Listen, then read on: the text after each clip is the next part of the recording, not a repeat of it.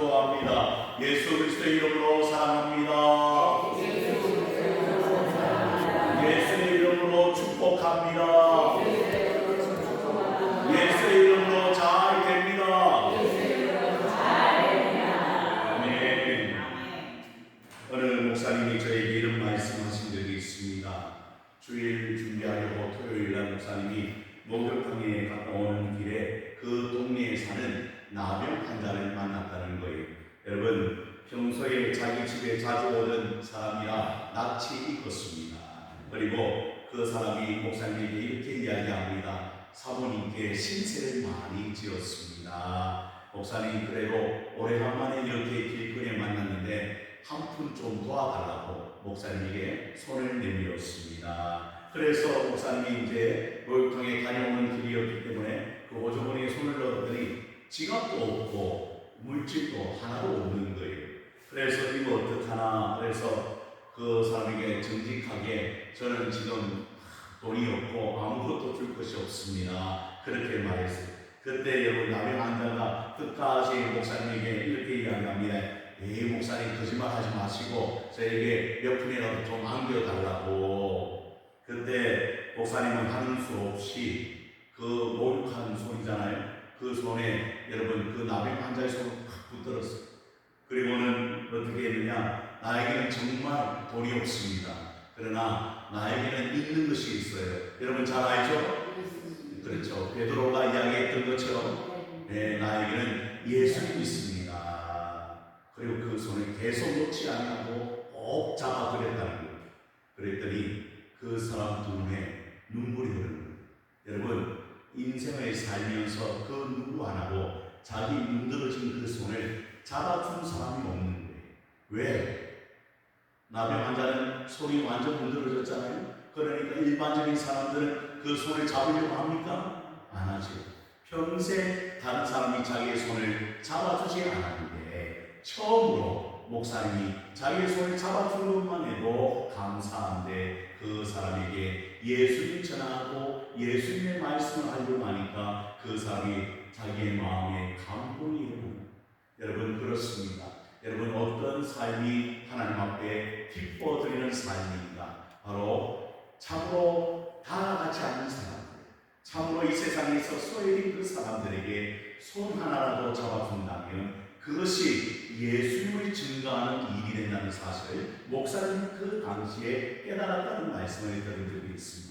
제가 청년 시절에 소록도에 다녀와 봉사한 적이 있습니다. 여러분, 소록도는 어떤 곳인가요?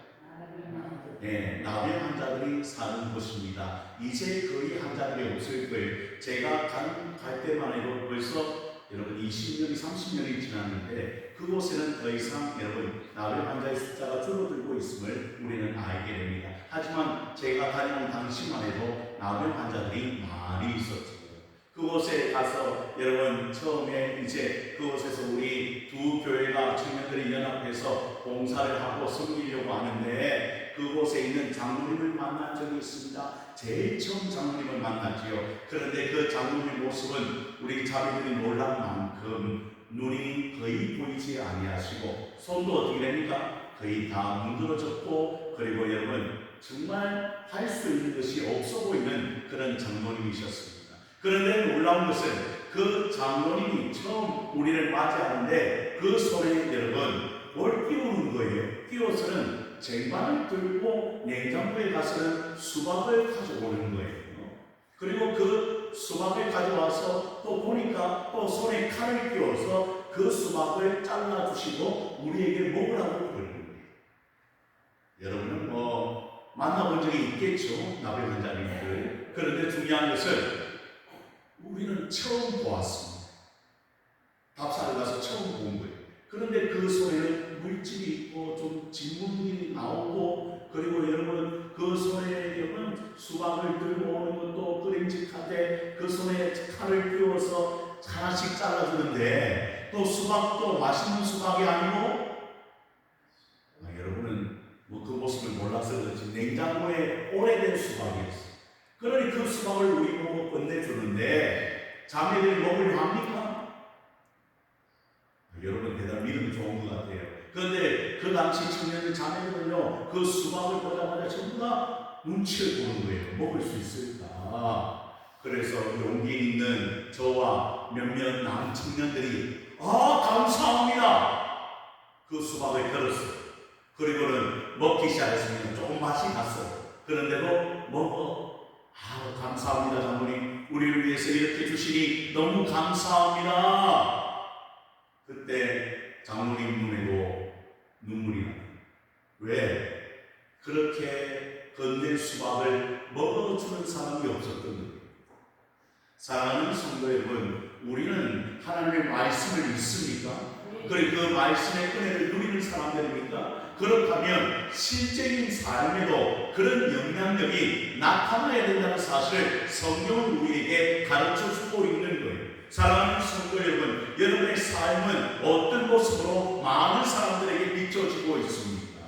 여러분, 목사님이 그 남의 환자의 손을 잡아줄 때, 우리가 그 수박을 먹을 때, 여러분 그 사람들이 감동을 받는 이유는 다른 이유가 아니었습니다. 이게 진짜 예수 믿는 사람 맞구나, 하나님의 말씀대로 순종하며 살아가는 사람이 오늘 이 사람들이구나 느껴질 때, 그때 복음이 증거되어지고 하나님의 역사가 그 가운데 일어나게 되는 줄로 믿으시기를 바랍니다. 오늘 본문에는 이렇게 시작합니다. 우리 주님께서 안식일에 어디에 들어가셔서? 회당에 들어가셔서 하나님의 말씀을 그들에게 가르치십니다. 그런데 놀라운 것은 22절입니다. 22절의 말씀을 보시죠. 함께 읽어보십시다. 시작. 무슨 사람이 그의 교훈에 놀라니 이는 그가 가르치는 것이 권위 있는 자와 같고 서기관들과 같이 아니하리라. 예수님의 말씀에 놀랐어요. 그 가르치심에 놀랐습니다. 왜 놀랐는가? 그 가르침이 누구와 다르다는 거예요. 그 당시에 살아있는 서기관들과 다르다는 거예요. 왜 예수님의 말씀이 서기관이 전하는 말씀과 달랐을까? 서기관은 외식하는 자들이었습니다. 그 말씀은 자신의 삶에 녹아나지 않았습니다. 다시 말하면 예수님의 말씀은 실제적으로 권위 있는 말씀이 된 이유는 그 말씀이 그 삶에 녹아났기 때문이죠. 다시 말씀드리면 녹아난다는 것은 예수님의 말씀은 예수님의 말씀대로 살아있는 그것이 증거가 된다는 거예요. 더 쉽게 이야기해드리면 여러분이 말씀을 들었습니다. 은혜를 받았습니다. 그러면 그 말씀이 은혜로 작용하기 위해서는 삶의 순종함이 나타나야 될 줄로 믿으시기를 바랍니다. 다시 말하면 여러분의 삶에 말씀이 드러나야 된다는 거예요. 그게 말씀의 권위가 나타나는 거예요. 그런데 서기관들은 그 말씀대로 행했습니까? 그 말씀대로 살았습니까? 그 말씀대로 이루어지는 것을 그들이 믿었습니까? 아니라는 거예요. 그들은 삶과 말씀이 불일치하였어요. 그러나 예수님의 말씀과 그 삶은 일치하였어요. 그래서 말씀의 권위가 나타나고, 물론 하나님이시기 때문에 그 말씀의 능력이 나타나는 것은 당연한 것처럼 보였지만, 그러나 예수님의 삶과 예수님의 말씀은 일치하였습니다. 그래서 권위가 나타나는 거예요. 그 서기관들과 달랐다는 이야기죠. 사랑하는 성도 여러분, 여러분의 삶이 말씀과 일치합니까? 그때 능력이 나타나는 거예요. 말씀의 은혜가 임하였다고 해서 이 자리에서만 아멘하는 삶이 아니라 나아가서 나의 세상 삶 가운데에서 진짜 예수 믿는 사람의 모습이 드러나려면 말씀이 나타나야 된다는 거예요. 말씀이 우리의 삶에 녹아나서 그 말씀이 우리의 삶을 통하여 많은 사람들에게 나타나며 비춰져야 된다는 거예요. 이게 없이는 능력이 없다는 거예요. 사랑하는 성도 여러분, 그래서 여러분의 삶이 얼마나 중요한지 모릅니다. 말씀이 드러나기를 원합니다. 말씀의 순종의 역사가 일어나기를 원합니다. 그러면 삶이 변화되고 그 삶을 통하여 하나님께는 영광이 되고, 오늘 이 사람들이 예수님의 말씀에 놀랐듯이 여러분의 삶을 통하여 놀라는 역사가 일어나게 될 줄로 믿으시기를 바랍니다. 예수님의 말씀은 권위가 있고 예수님의 말씀은 서기관과 달랐습니다. 우리도 그런 삶을 살아야 되지 않겠습니까? 왜요? 우리는 예수님의 사람, 예수님의 제자들이기 때문이죠. 그래서 우리가 그러한 삶으로 하나님 앞에 영광을 돌려냈다. 그게 오늘 본문의 첫 번째 교훈이고, 두 번째는 보니까 그곳에 누가 있었습니까?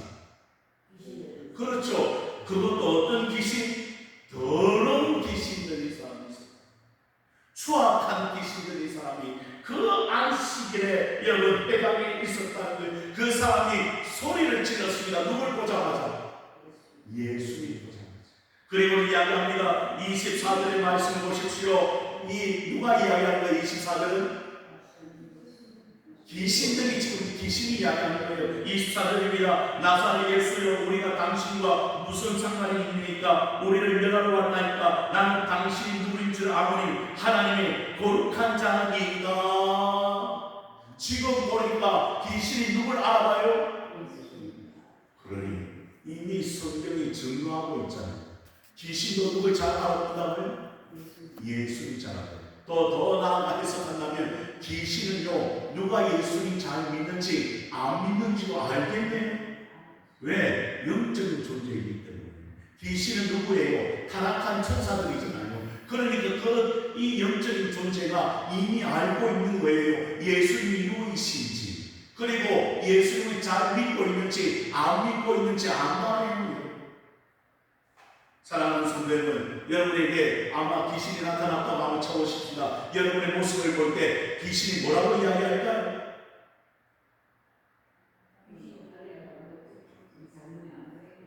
여러분, 만약에 귀신이 나타나서 여러분의 모습을 보면서 야, 이 사람은 진짜 예수님 사람 같다, 하나님 사람이구나, 예수님 잘 믿고 있구나.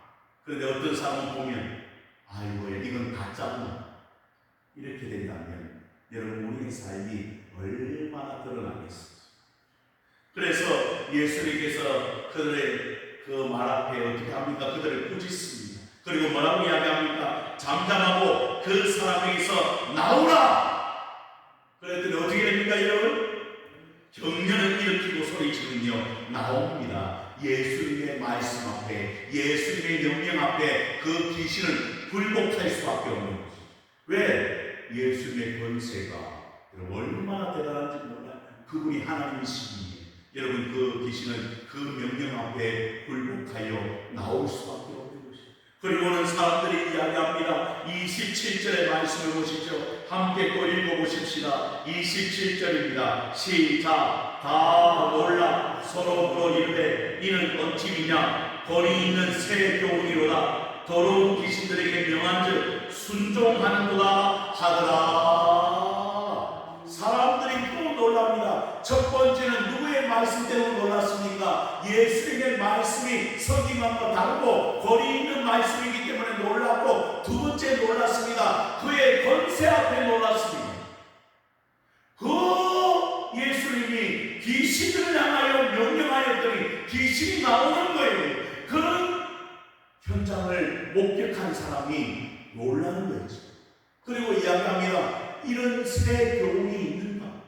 귀신에게 명했더니 그들이 어떻게 합니까? 지금 순종하는 것을 보는 거예요. 누구 앞에? 예수님 앞에.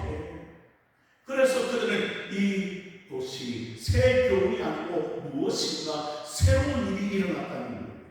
그 당시에 귀신은 이렇게 쫓아내는 사람이 없었거든요.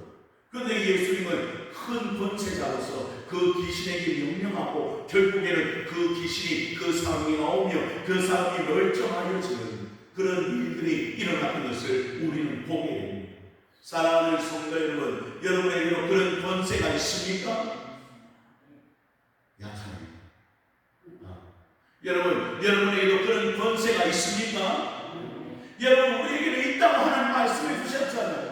여러분은 하나님의 자녀가 되는 권세를 가진 사람들이라고 우리 주님께서 말씀해 주셨습니다. 그리고 마가복음 끝장으로 한번 가보십시다. 우리에게 그런 권세가 주어지는지. 마가복음 모두 몇 장으로 되어 있습니까?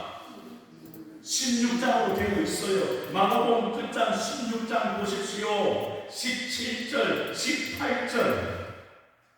우리가 너무나 잘 아는 말씀입니다. 마가복음 16장 17절 18절 또 함께 읽어보십시다. 시작. 믿는 자들에게는 이런 표적이 따르니 곧 그들이 내 이름으로 귀신을 쫓아내며 새 방언을 말하며 뱀을 치고 올리며 무슨 독을 마실지라도 해를 받지 아니하며 병든 사람의 손을 얹은즉 나으리라 하시더라. 그런 권세가 있어요 없어요? 모든 믿는 자들에게는 이런 표적이 따르니 그들이 예수의 이름으로 귀신을 쫓아내며 새 방언을 말하며 뱀을 치고 올리며 무슨 독을 마실지라도 해를 받지 아니하며 병든 사람에게 손을 얹은즉 나으리라.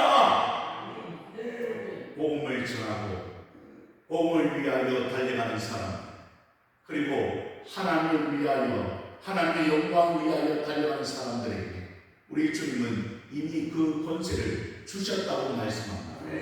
1장에서는 예수의 권세를 보여주셨고 마지막 장에서는 그 예수를 믿는 자들에게 이런 권세가 따른다는 사실을 보여주셨습니다.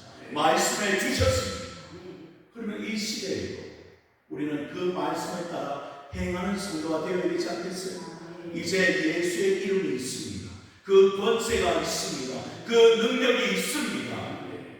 우리도 할 수 있다는 거예요. 그 믿음으로 나아가요. 예수님, 나에게는 능력이 없습니다. 나에게는 그런 권세가 없지만 예수님 주셨으니, 예수님 나에게 주셨으니 내가 그대로 행하기를 원합니다라고 하는 그런 믿음으로 나아갈 때 귀신의 악한 세력들은 쫓겨나게 될 것이고 하나님의 말씀의 권위가 나타나며 오늘 이 땅에 말씀의 역사가 여러분을 통하여 드러나게 될 줄로 믿으시기를 바랍니다. 이게 하나님 주신 권세예요.